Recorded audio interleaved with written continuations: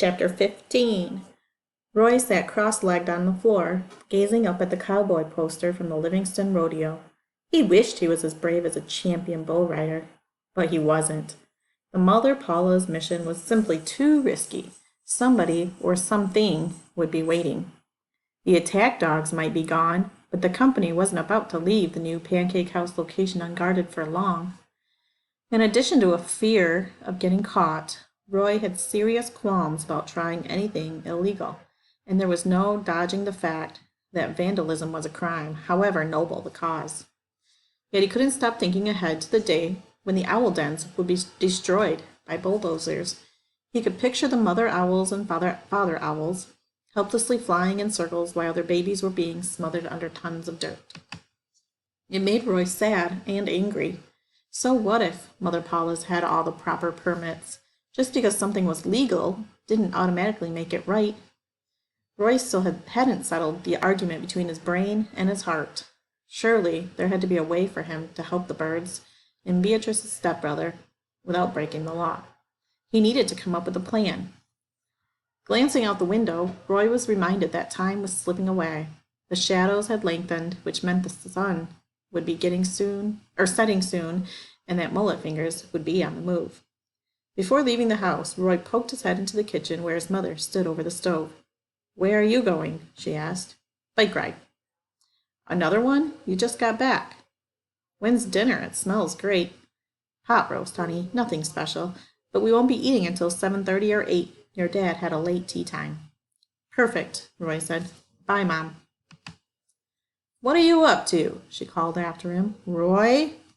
He pedaled at full speed to the block where Dana Matherson lived and chained his bicycle to a street sign. Approaching the house on foot, he slipped unnoticed through a hedge into the backyard.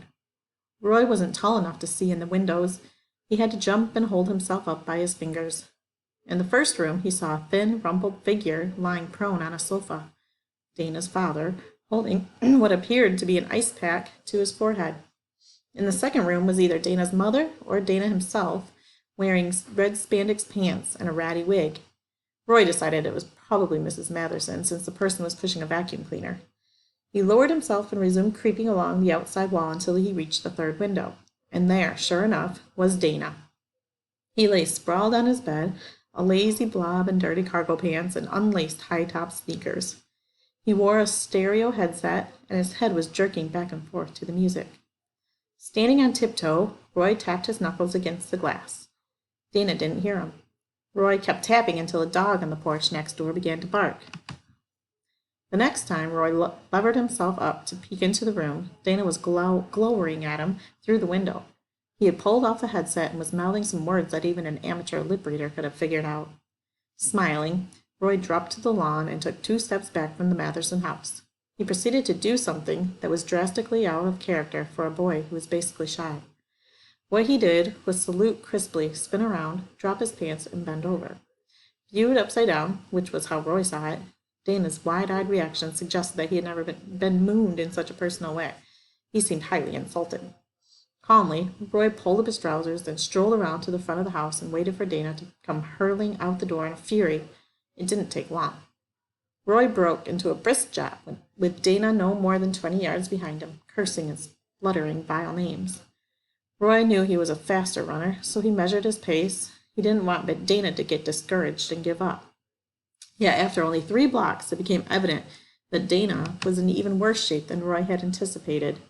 Steadily, he ran out of steam, the angry curses dissolving into moans of fatigue, the name-calling into sickly wheezes. When Roy checked behind him, he saw that Dana was gimping along in a lopsided half-trot. It was pathetic. They were still a half-mile from where Roy wanted to be, but he knew Dana wouldn't make it without pausing for a rest. The sorry load was about to keel over. Roy had no choice but to pretend he was tiring too. Slower and slower he ran, falling back in the chase until Dana was practically stumbling at his heels. Familiar sweaty hands clamped down on his neck, but Roy realized that Dana was too worn out to throttle him. The kid was simply trying to keep himself from falling down. It didn't work. They landed in a heap, Roy pinned on the bottom. Dana was panting like a wet plow horse. "Don't hurt me. I give up," Roy peeped convincingly. "Ugh." Dana's face was as red as a pepper and his eyeballs were fluttering in their sockets. You win, Roy cried. Arr! Dana's breath was foul, but his body odor was ferocious.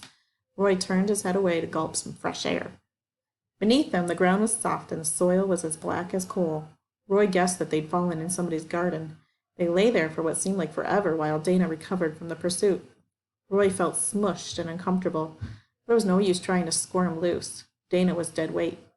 Eventually, he stirred, tightened his hold on Roy, and said, Now I'm going to kick your butt, Everhart. Please don't do that. You mooned me. It was a joke. I'm really sorry. Hey, you moon somebody, and that's it. You get your butt kicked. I don't blame you for being PO'd, Roy said. Dana slugged him in the ribs. There wasn't much muscle in the bunch. Think it's funny now, cowgirl? Roy shook his head no, faking like he was hurt. Dana grinned malevolently. His teeth were nubby and yellow, like an old barn dog's. Kneeling on Roy's chest, he hauled back to hit him again. Wait, Roy squeaked. For what? Beatrice the bear ain't here to save you this time. Sorry. Ciggies, Roy said in a confidential whisper. Huh? Dana lowered his fist. What'd you say? I know where there's a whole case of cigarettes. You promised not to beat me up. I'll show you. What kind of cigarettes? Roy hadn't thought of that detail when he was cooking up the phony story. It hadn't occurred to him that Dana would be picky about his brand of smokes. Gladiators, said Roy, remembering the name from a magazine advertisement. Gold or light? Gold. No way, Dana exclaimed. Way, Roy said. Dana's expression wasn't hard to read. He was already scheming to keep some of the cigarettes for himself and sell the rest for a tidy profit to his buddies. Where are they? He climbed off of Roy and yanked him upright to his sitting position. Tell me. First, you gotta promise not to beat me up. Sure, man, I promise. Ever again, Roy said, for all time. Yeah, whatever. I want to hear you say it. Dana laughed in a patronizing way. All right, little cowgirl. I'll never, ever, ever pound on your sorry butt again, okay? Swear on my father's grave. That good enough for you? Your father's still alive, Roy pointed out. Then I swear on Natalie's grave. Now, tell me where those gladiator golds are stashed. I ain't kidding. Who's Natalie? Roy asked. My mother's parakeet. That's the only dead person I know. I guess that'll do. Based on what Roy had seen of the Matherson household, he had an uneasy feeling that poor Natalie hadn't expired of natural causes. So, we cool? Dana asked. Yeah, said Roy. It was time to turn the big dummy loose. The sun had dropped into the gulf, and the streetlights were coming on. Roy said, There's an empty lot at the corner of Woodbury and East Oriole. Yeah? In one corner of the lot, there's a construction trailer. That's where the cigarettes are stashed. Sweet, a whole case, Dana said greedily. But how can we know about it? 'Cause me and my friends hid 'em there. We swiped 'em off a truck in the Seminole Reservation. You? Yeah, me. It was a fairly believable yarn, Roy thought. The Indian tribe sold tax-free tobacco products, and smokers came from miles away to stock up. Whereabouts inside the trailer? Dana demanded. You can't miss 'em, Roy said. You want me to? I'll show you. Dana snorted. No thanks, I'll find 'em. He placed 2 fingers in the center of Roy's chest and gave a stiff shove. Roy flopped back into the flower bed, his head coming to his rest in the same soft indentation. He waited a minute or so before getting up and brushing himself off. By then, Dana Matherson was long gone. Roy would have been disappointed if he wasn't. Curly made it through Friday night, though not without personal inconvenience. First thing Saturday morning, he drove to the hardware store and bought a sturdy new seat for the toilet in the trailer, plus a dozen jumbo rat traps. Then he stopped at the Blockbuster and got a movie in case the TV cable went out again. From there, he headed home, where his wife informed him that she would need the pickup truck, since her mother was taking the other car to the bingo hall. Curly didn't like anyone else driving his pickup, so he was sulking when his wife dropped him off at the trailer. Before settling down in front of the television, Curly took out his gun and made a quick tour of the property. Nothing appeared to have been disturbed, including the survey stakes. He began to believe that his presence was indeed keeping intruders away from the construction site. Tonight would be the true test. Without the pickup truck parked near the trailer, the place would appear deserted and inviting. As he walked the fence line, Curly was pleased not to come across a single cottonmouth moccasin.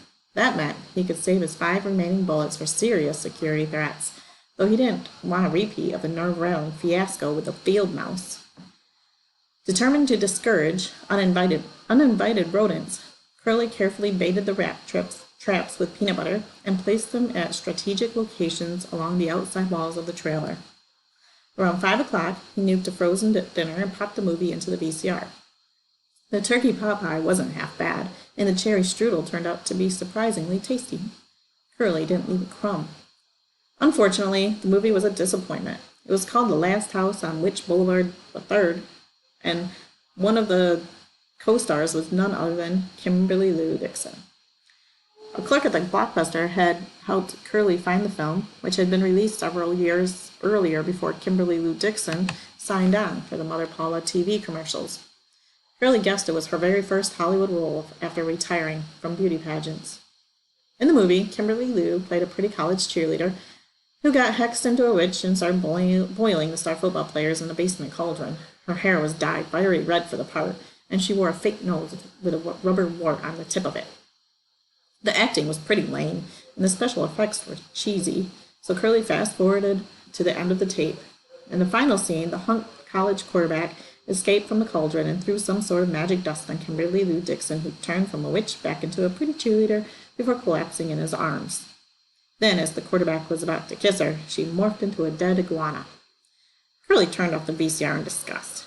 He decided that if he ever got to meet Kimberly Lou Dixon in person, he wouldn't mention The Last House on Witch Boulevard 3. He switched to cable and found a golf tournament, which made him drowsy. First prize was $1 million and a new Buick, but Curly still couldn't keep his eyes open. When he awoke, it was dark outside. A noise had startled him from his nap, but he wasn't sure what it was. Suddenly, he heard it again. Snap! Instantly, a cry rang out, possibly human, but Curly wasn't sure. He muted the TV and grabbed for his gun. Something, an arm, a fist, thumped against the aluminum side of the trailer. Then came another snap, punctuated by a muffled profanity. Curly crept to the door and waited. His heart was thumping so hard he was afraid the intruder might hear it. As soon as the doorknob began to jiggle, Curly went into action. He lowered a shoulder, let out a Marine-style roar, and crashed out of the trailer, snapping the door off its hinges. The intruder let out a cry as he hit the ground in a heap. Curly pinned him there with a heavy boot on the midsection. "Don't move!" "I won't! I won't! I won't!" Curly lowered the gun barrel. By the light from the trailer, he could see that the burglar was just a kid, a large, lumpy kid. He had accidentally stumbled upon the rat traps, 2 of which were attached crookedly to his sneakers.